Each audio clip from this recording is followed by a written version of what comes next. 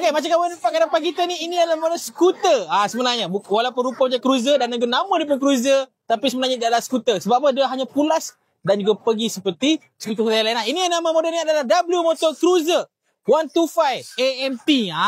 Okay. Dan juga motor ni adalah cc dia 125cc dan juga cara pembawakan dia serupa macam skuter yang lain. Cuma bezanya rupa dia serupa macam cruiser yang kat luar sana. Okay. So untuk motor ni abang semua, okay, cara nak bawa dia memang sangat special sebab apa? Hanya pulas saja.